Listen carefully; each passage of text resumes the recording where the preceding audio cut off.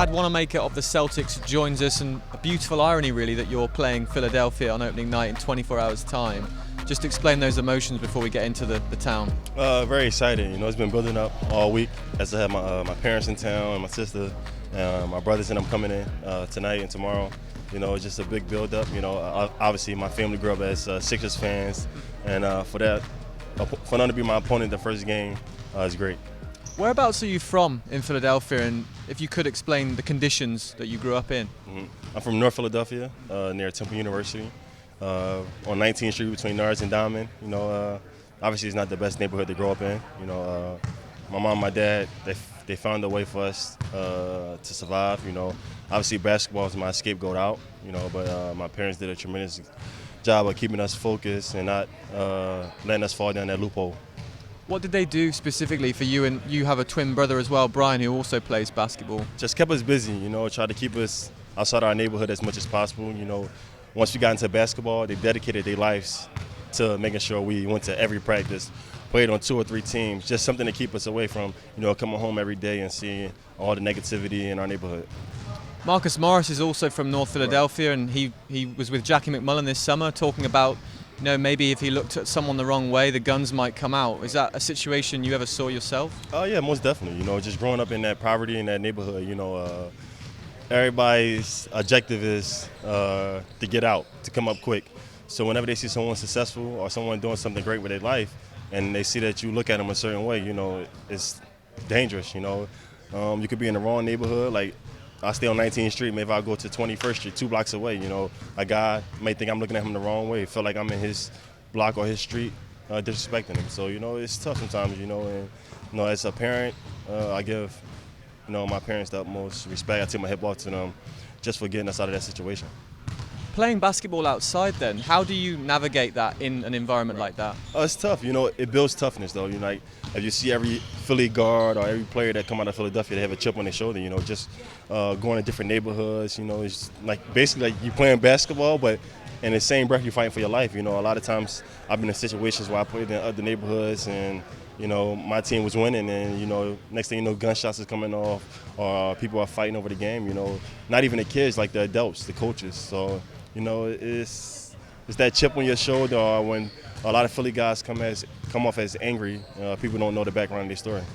So you had coaches who had weapons on them during games? Not my coaches in particular, but you've seen like in certain neighborhoods, coaches that like a lot of the guys have other jobs and they just volunteer to coach other teams, and sometimes they build up or they in the streets and they just come in and coaching guys from the neighborhood, and maybe they have beef with somebody else, or a lot of times they bet on games. So that's all it be.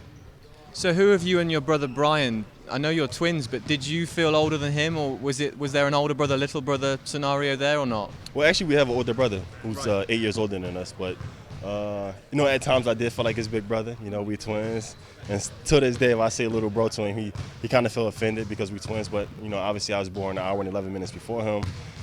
But it's something we joke around with. But growing up, he didn't take it too well when I called him little bro.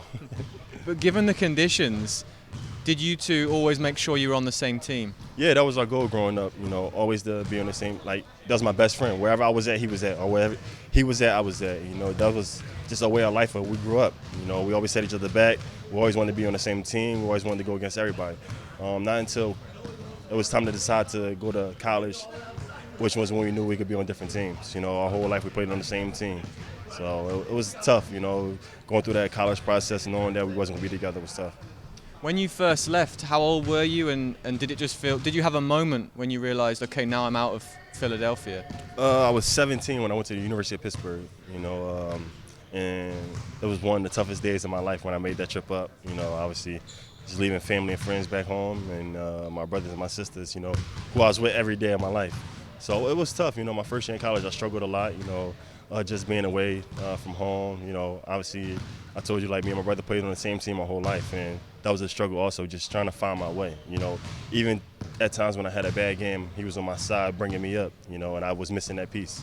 So it was definitely a big adjustment for me. Do you go back and play at all now, and do you have family in the area still? Yeah, all the time. Every summer I try to go back home to Philadelphia and, just more so I go and watch, and just try to be around the younger kids and let them know like there's a way out. Whether it's sports, I mean, sports was my way out, but there's plenty of things you could do in life that could get you out of a certain situation, and I just try to motivate them and inspire them that don't settle for anything in life. Did you have a plan B if basketball hadn't have worked out? Yeah, I always wanted to be a teacher, or a mentor to the younger kids. I always felt that was my calling. As a young kid growing up, my aunt lived with me and she had 2 kids. So we kind of helped raise my little cousins, and I felt like I had a connection with kids. Obviously I have a son and a daughter right now. So I had kids pretty young, but it was just something I always wanted to do.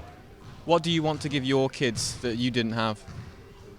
A life of no worries. Them to go out there and just enjoy life and not have to worry about when the next meal coming in or walking around with holes in their clothes or their sneakers. Just trying to get them the best of the best, but let them know like I come from a place where we didn't have this. So just trying to let them appreciate life.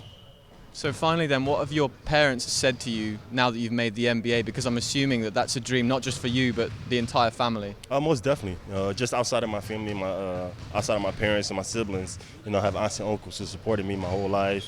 Growing up when I had fundraisers, they was always donating or buying all the candy before I could sell it on somebody on the outside. So it's a whole lot of us. It's all our dream.